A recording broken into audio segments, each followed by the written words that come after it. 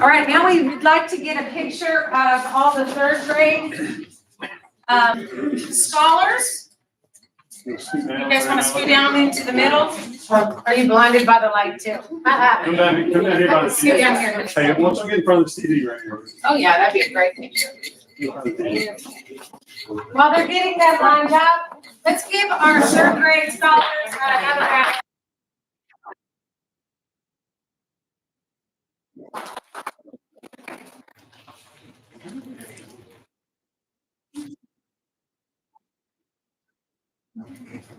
Excellent. You guys can have a seat. Thank you guys. Awesome. Good job.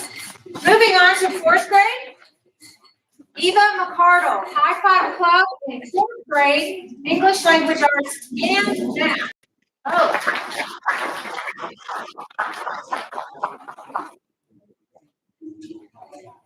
Wow. Two. Yeah, two. Go over there by the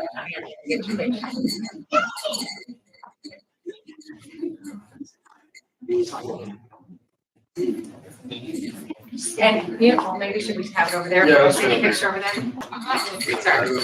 We're gonna get it right. All right. Hayden Sims, High Five Club in fourth grade, English Language Arts and Math.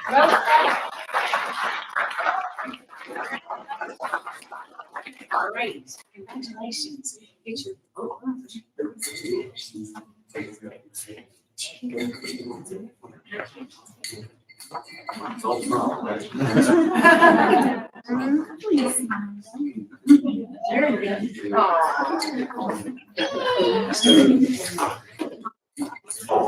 Samuel Walt, High Five Club in fourth grade.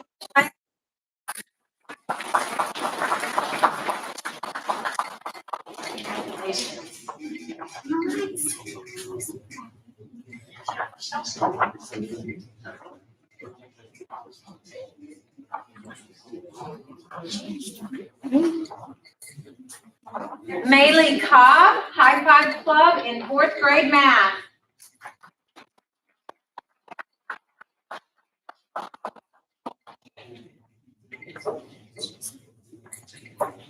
Caitlin Kreider, 99 Club in fourth grade math. Congratulations.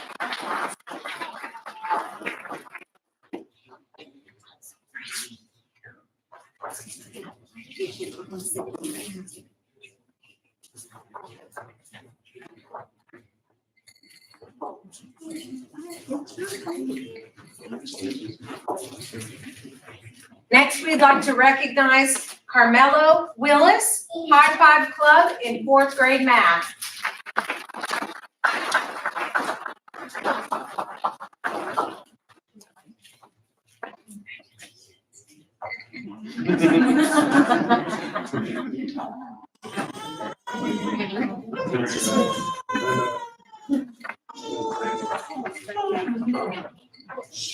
Okay, let's give another round of applause for all our fourth grade students.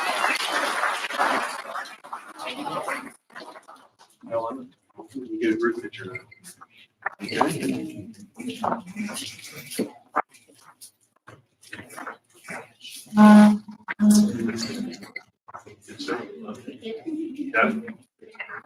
Awesome. Good job, guys. Thank y'all. All right, moving on to fifth grade. In this one, you're going to hear me say science, starting in fifth grade. We also assess our science standards. So we'd like to recognize Kinsley Boone, High Five Club in fifth grade, English Language Arts and Science.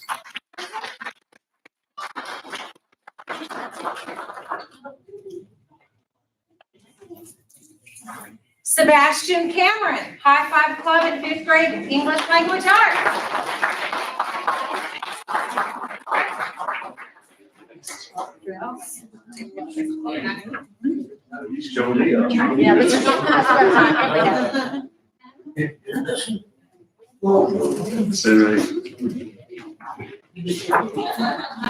Daryl McMorris, High Five Club in fifth grade, English Language Arts.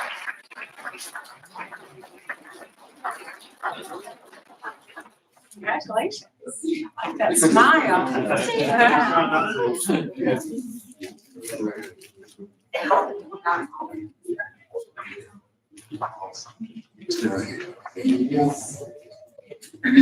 Chandler Sibley, High Five Club in ELA and Science.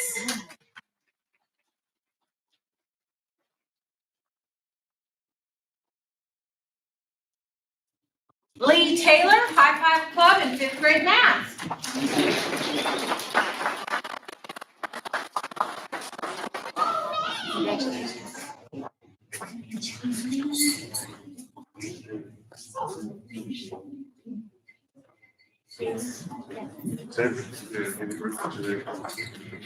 Kaz Smith, High Five Club in 5th grade science.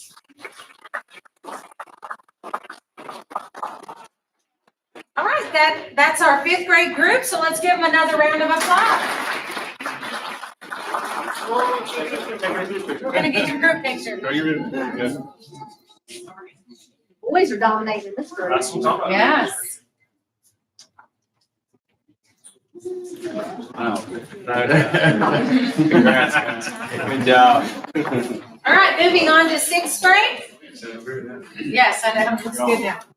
Jaden Holder, 99 Club in 6th grade math, High Five Club, 5th grade English language arts. I'm talking.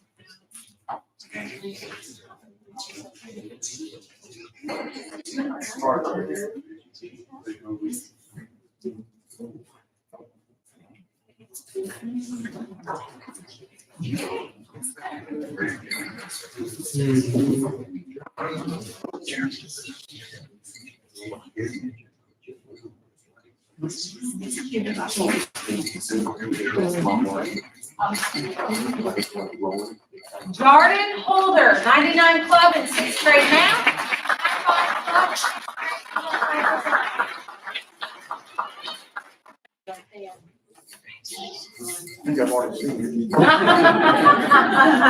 You seem double. Competition there. Yeah, that twin competition is good. Right. I know all about that. Good job, girls.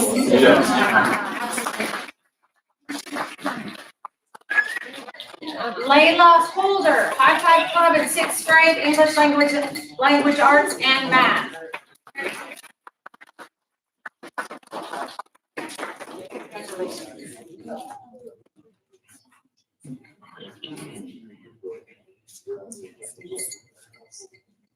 What else?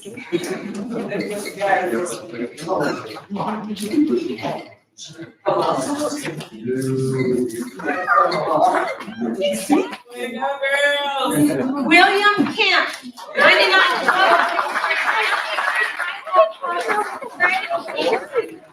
Congratulations.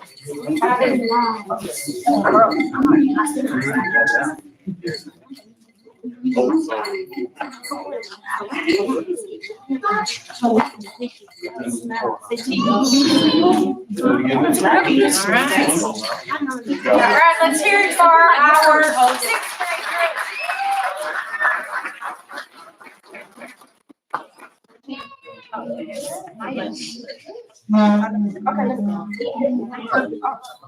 No, wait.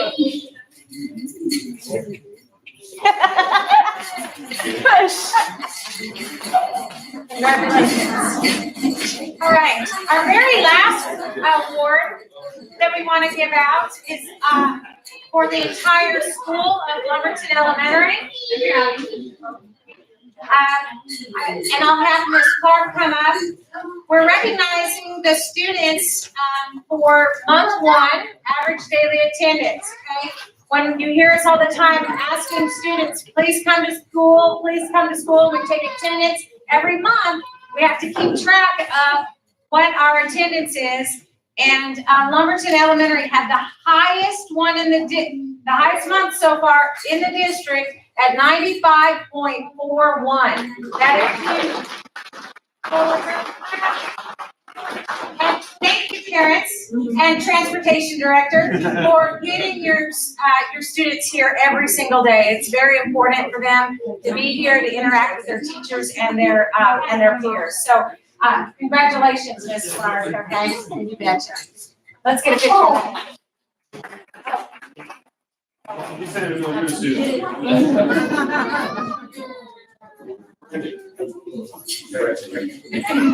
And that's all our recognition is. No more. Oh. Hey. We have Riley Nicholson, so where are you, Riley? Come on up here.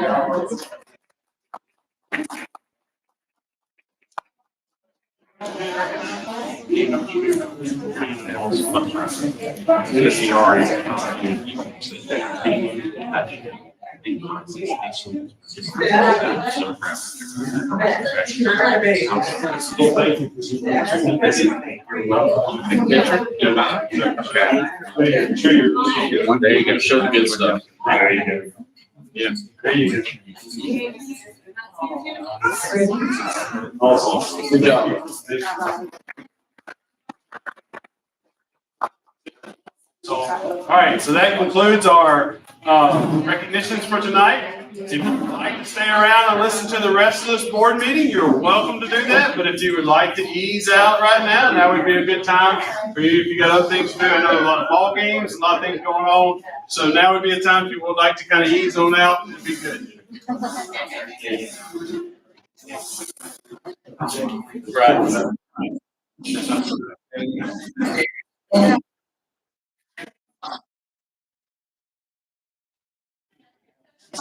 All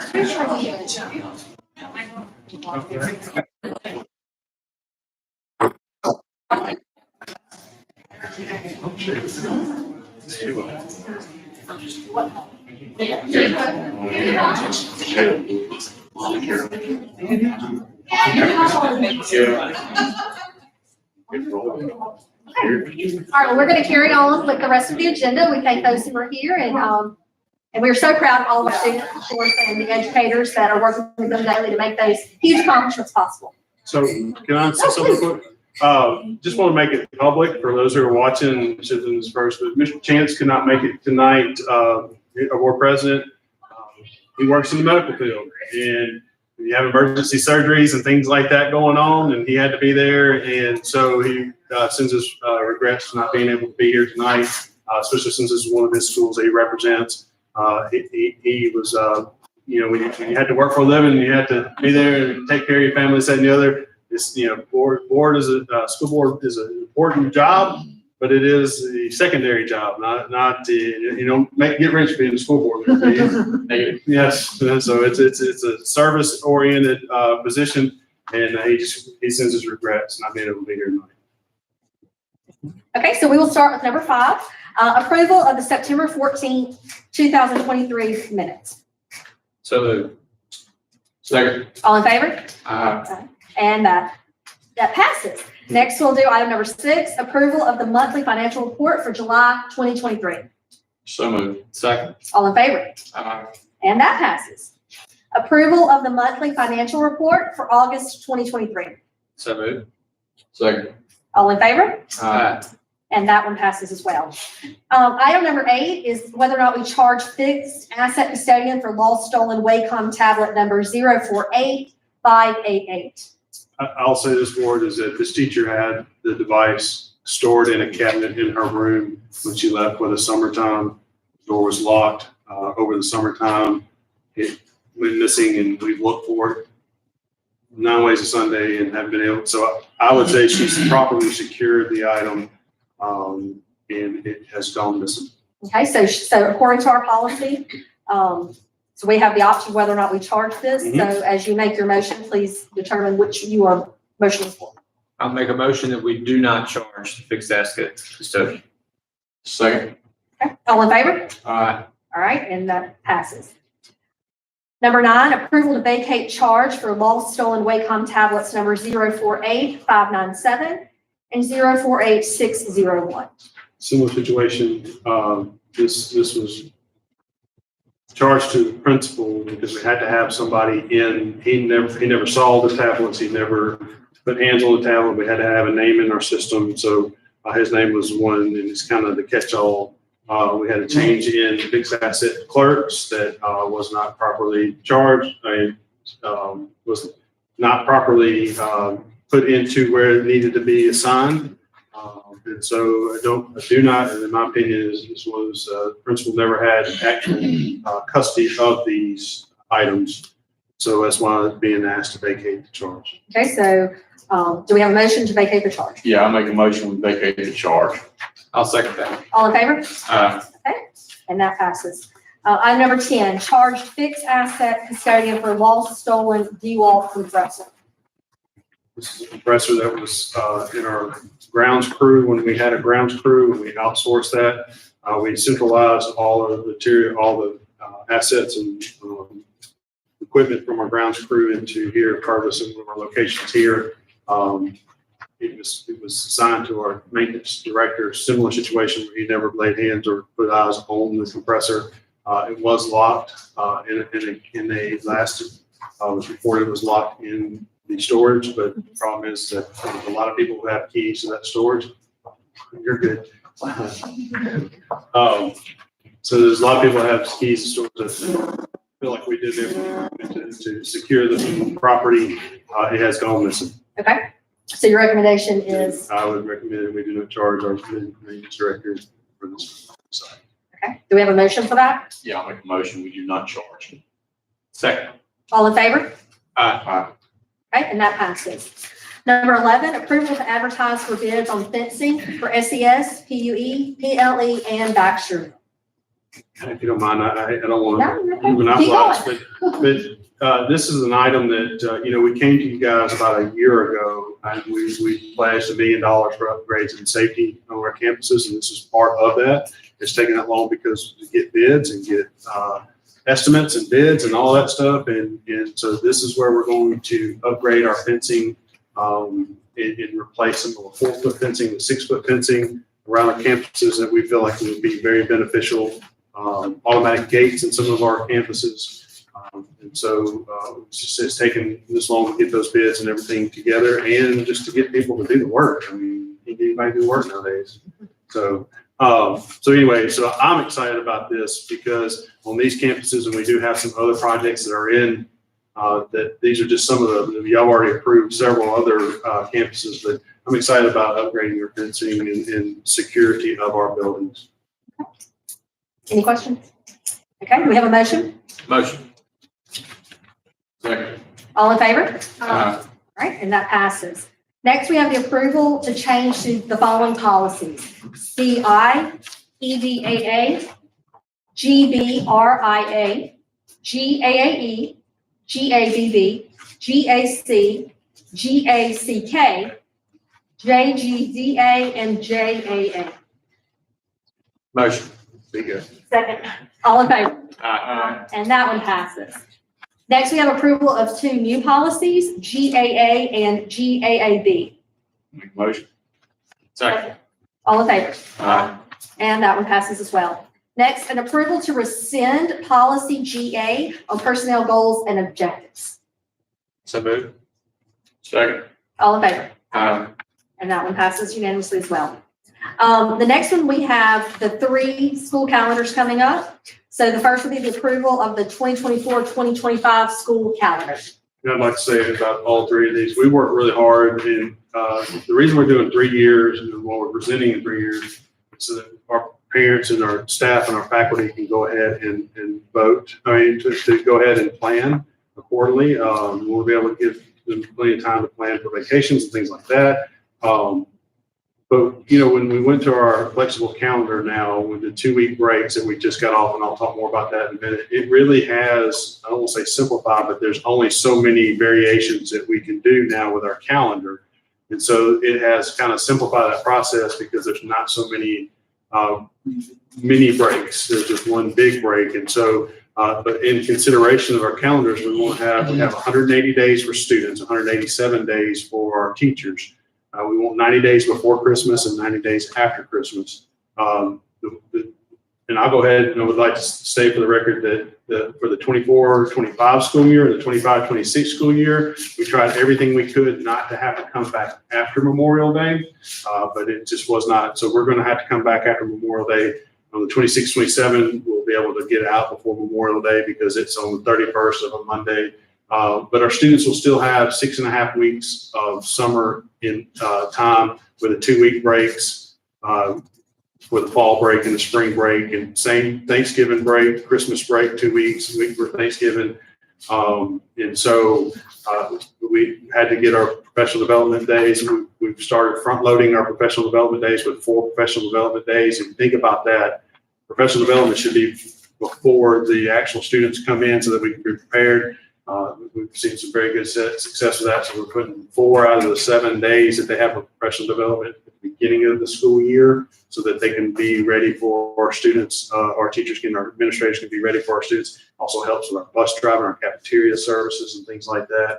So I'm convinced, and we can ask our leadership team, that I don't think there is a perfect calendar out there, but we put a lot of work in this, and due to those variables, here we are putting it out to you guys. So you can approve it, and we go ahead and post that. So any questions about our calendars or? Okay. All right, so we will take a motion for the approval of the 24-25 school calendar. So moved. Second. All in favor? Approval for the 25-26 school calendar. Motion. Second. All in favor? Aye.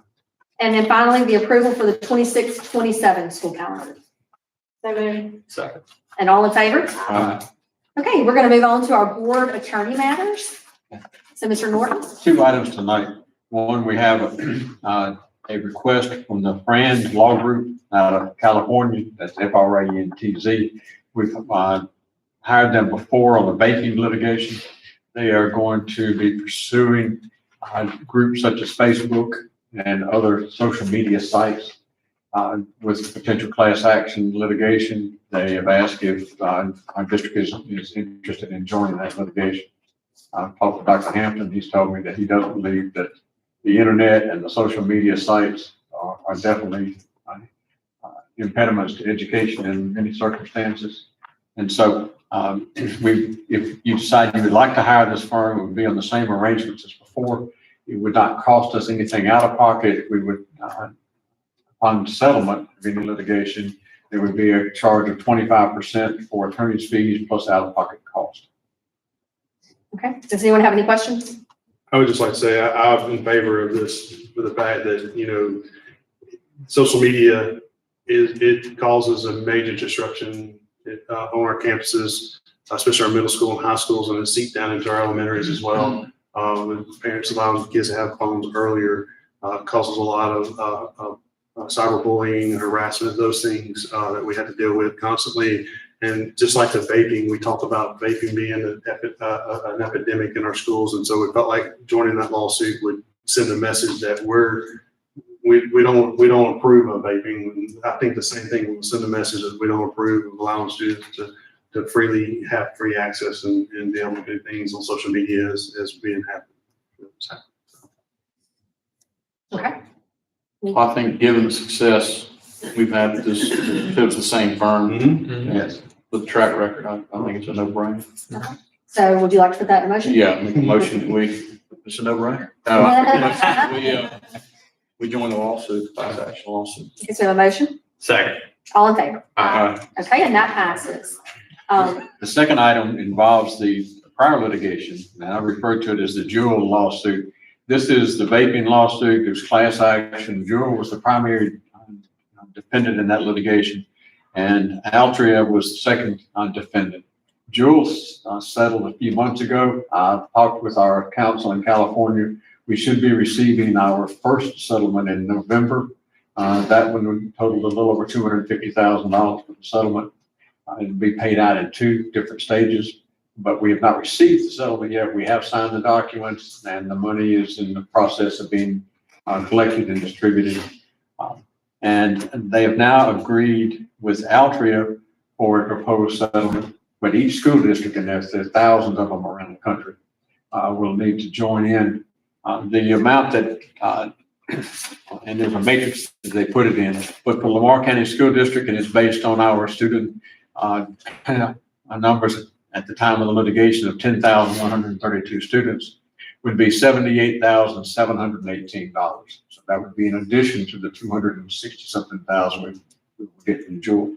So we need a motion to accept the settlement proposal of $78,718. Can I ask where these monies will go once they are received by the district? We will use that for prevention and abstention of using vapes. Detectors and things like that, education, speakers, things like that. It will go back into vaping. We won't take and buy a bus with it. We're gonna use this money that we've got one time, I won't say free money, but money that we've gotten to make sure, because it is a problem on our campus, and we're going to continue the efforts that we're doing. So I don't want to sound like we're not doing things. We are doing a lot of things on our campuses to try to curb the use of vapes. This will help us take it even further. Okay, so do we have a motion to approve? Motion. Second. All in favor? Aye. Okay, and that passes. Next, we're gonna have Mr. Harless come and discuss our land manager matters. But before he starts, Dr. Hampton, do you approve all of these? All of them, yes. Every one. Mr. Harless, you may have. Thank you. First item is to approve cancellation of lease number 166 to James and Daniel North. So moved. All in favor? Aye. That passes. Next item is to approve cancellation of lease number 669 to Christopher Eaton. So moved. Second. All in favor? Aye. Next item is to approve a new 40-year residential lease to Josh Williams. So moved. Second. All in favor? Aye. That passes. Next item is to approve a new 40-year residential lease to Josh Williams. So moved. Second. All in favor? Aye. Last item is to approve assignment of lease number 727 from Lamar Reynolds to Jeremy Smith. So moved. Second. All in favor? Aye. Well, thank you, Mr. Hart. Nice and easy. Okay, next, we are going to have a presentation from Ms. Brooke Walter. It's an accountability presentation. And we have our little. So yes, so you got the presentation. The state made this public back September 28th, and so we finally can talk publicly about it. And so we'd like to kind of inform the board and the public of some of the good news and some of the things that we're going to work on too. It's always something to work on. Hey, I'm Brooke Walter. So the first document I'll go over is what you have open in front of you. I get a cover page. That won't be a from the screen. It's just a brief summary. So you can kind of see between last year and this year where our district has moved, whether that be up or down. I'm proud to say, and I think we're all proud to say that we've increased 22 points district-wide, and we've increased in 8 out of the 12 areas. So we're very proud of those areas. If you'll go ahead and flip the page, once you get one there, and then put one more for me. I know you guys have seen this before, but I'll just briefly go over it. So the first pie chart that you'll see is just the breakdown of elementary and middle school accountability points. At the bottom of the page is both the district and the high school breakdown of accountability points. It's a lot to look at. You'll see these visualizations as we go through the presentation as well. Next slide just shows a big picture overview for the whole district and for each school. Of course, you've got Oak Grove Elementary and Bellevue. These are baseline years for those schools. Those schools being reallocated for those students. Over that. And I'm very proud of the fact that 22 points higher than we were last year, but we're 9 points higher than we were before COVID as a district. Several of our high schools that are at an all-time high.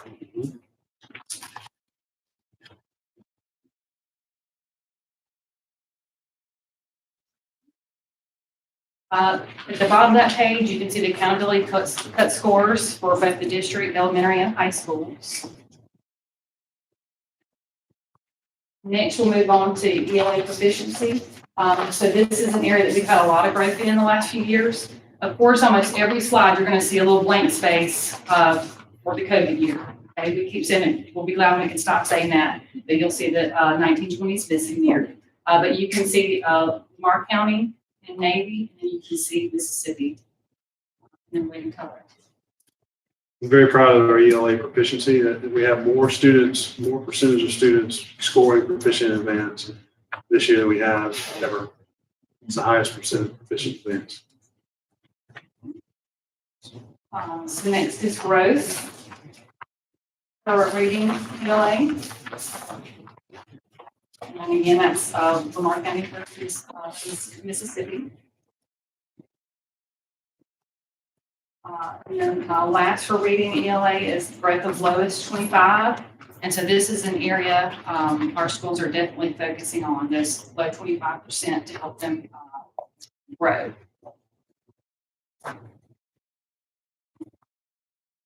All right, next is math proficiency.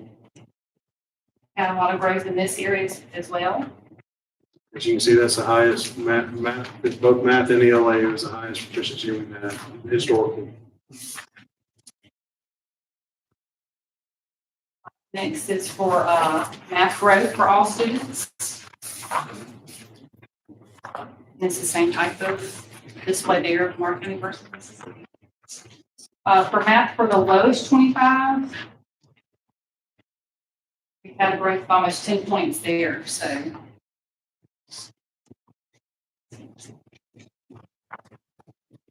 Next is science proficiency. So again, you can see the district versus the state comparison. In 1920, the assessment did change. So that was one of the reasons. That threw me for a minute when she said 1920. I was like, Yeah. it was a few days ago it changed. Yeah. Interesting that she thought to note it, right? This sounds like forever ago. For history, there was a change in assessment in 21, 22. And again, you can see the district versus Mississippi. But we're still leading. That's important. Acceleration. So this is two parts. This is both the participation of students and their performance on the assessment. We're talking about AP courses, dual credit courses, dual enrollment, CTE courses. Those are accelerated courses. So those are those advanced courses. Those are advanced CTE courses. They can earn two-year components of that. You see National certifications. that little green slice of the pie right here is where that comes from. Next is college and career readiness. That's a little purple color there. So that's students that meet the college and career readiness indicators, or they meet it in some other fashion. That can be done with either ACT or through work keys. And have a 22 in math or 18 in English. No, I'm gonna retain. Is the participation noted here as well, or no, this is just? No, this is just, you got half a point for math, half a point for reading English on the ACT, or you get a full point for work keys. And so 18 or higher on the English or 22 or higher on the reading gives you half a point, 22 in the math gives you half a point. So this is strictly ACT or work keys. Next is our English learners. So this again is our district versus Mississippi. This is based on their goals and the assessment that they take each year. So we know we have some work to do here as well. So that's one of our growth areas that we're talking about.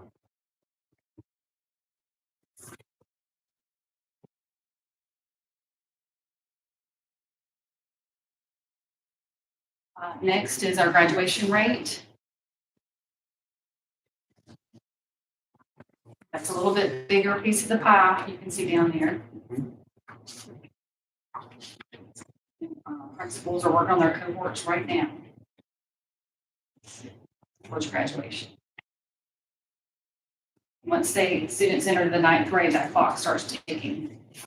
Beyond here, they have to exit in 4 years. Okay, so I have a question here.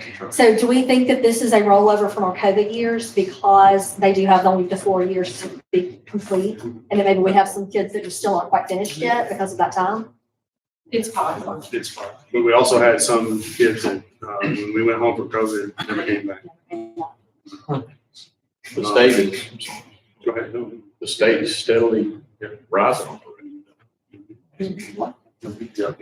So we don't have an explanation, we don't think.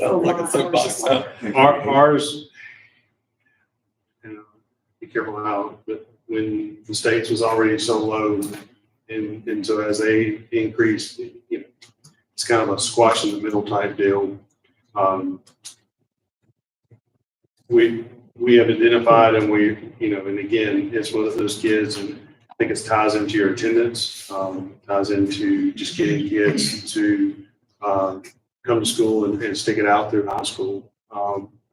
And so what we saw during COVID was that students were going to go work when we were shut down or this and the other, and they buy a car, they buy a truck, or, you know, this and the other. And so, yeah, you know, it's a battle. It's something that we attend to. Our principals talk on a weekly basis in their leadership meetings about our high school principals, especially about kids who are not coming to school, because that's where it starts. It just kind of, you slip attendance and then it kind of slips into a dropout. So there's some area that we had to work on. Dr. Hampton, the bottom part, students graduating with an occupational diploma, calculated the same as a dropout? If they don't graduate with a regular diploma, so anyone that, and I didn't take occupation, we don't have occupational diploma, but there's certificate of attendance. We have those calculate for our students who have an IEP, who meet every requirement that is legally, we're bound to make sure that they meet. They meet all those requirements, they still technically are a dropout.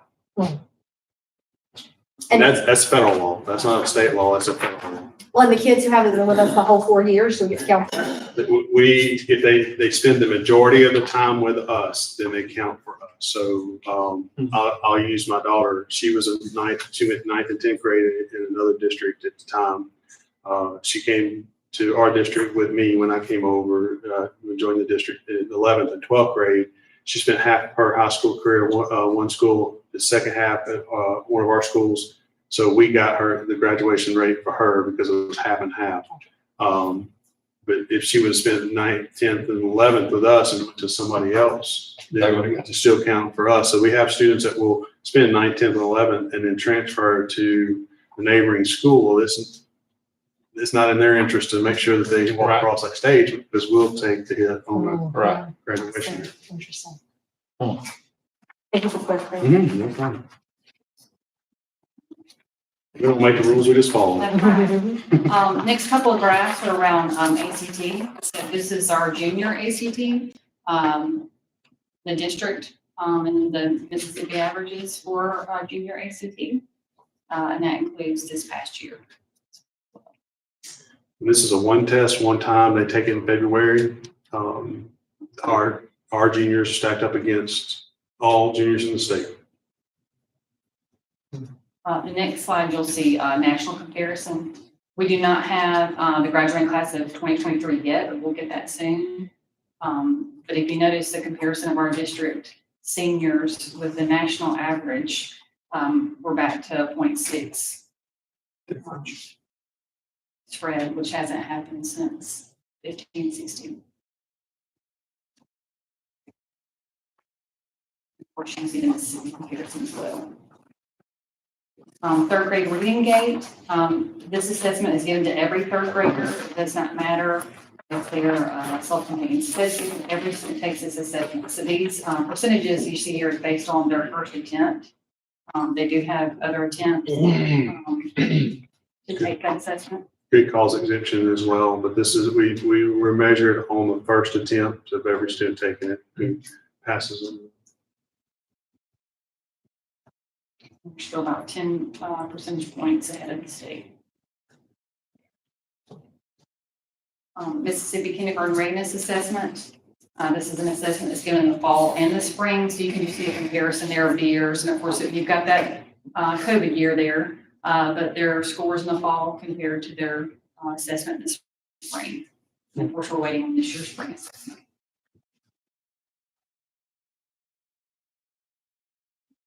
Now, in your information, you've got school by school information, but any questions about just the overall presentation?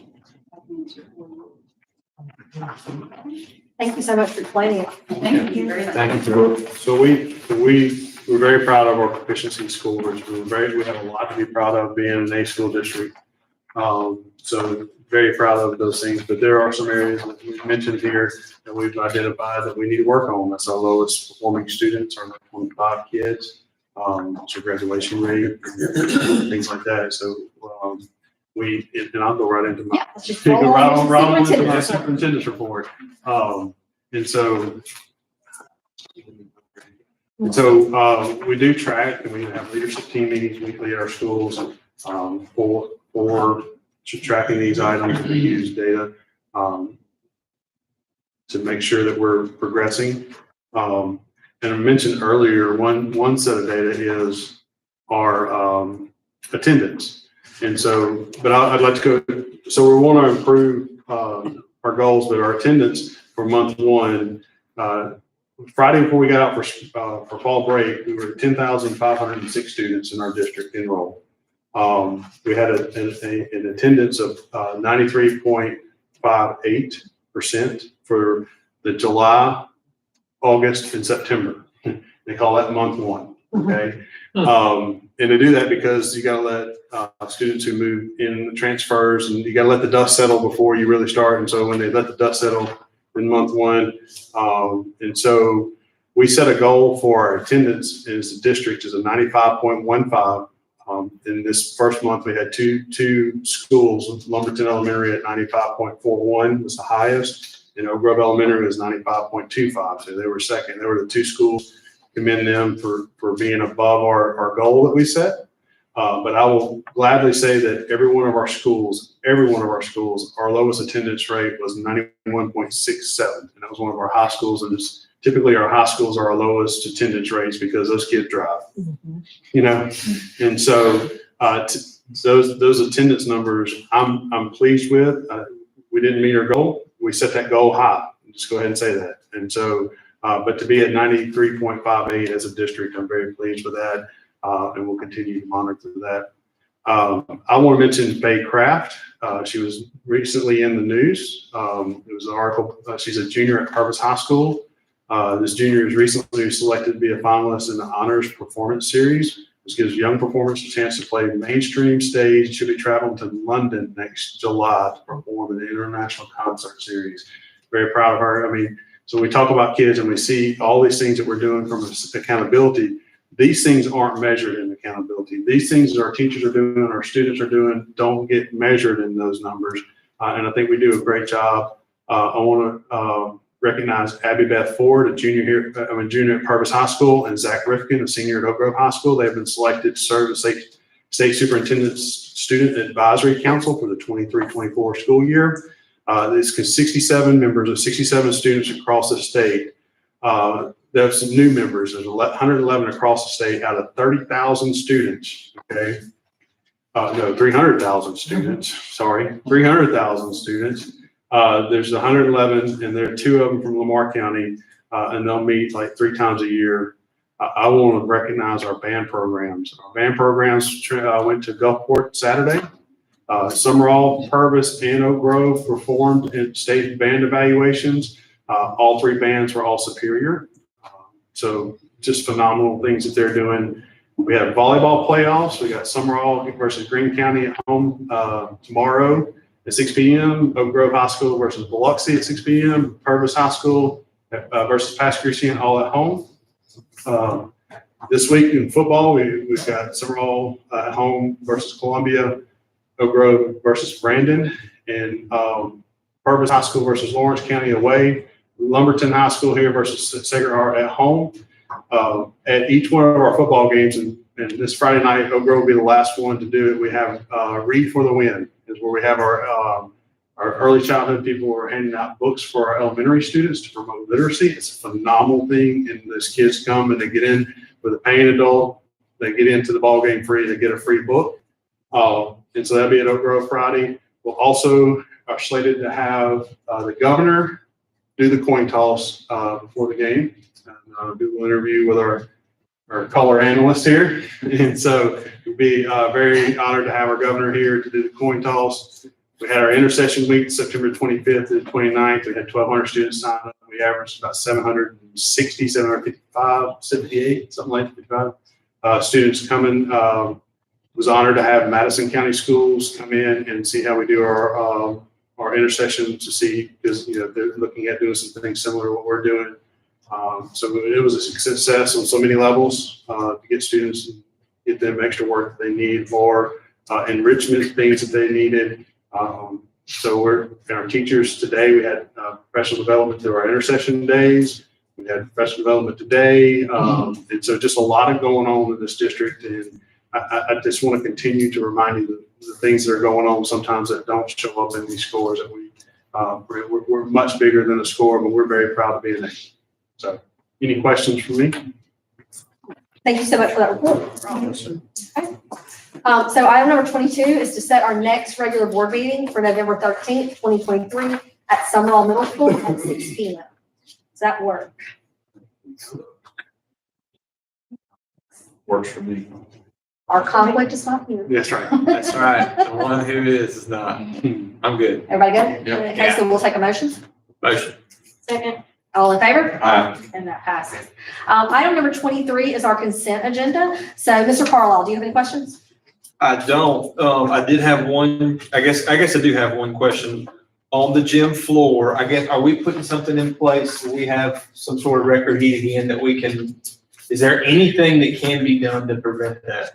Other than putting HVAC in that old gym, yeah, technically, no. We could, the cost of doing that Is not. is not, it's very cost prohibitive. Okay. I mean, So it's not something that, squeeze. right now we have buses that we need. There's Right. too many, you know, it's one of those that would be nice to have. Yeah. But there's so many other needs right now. Yeah. And so,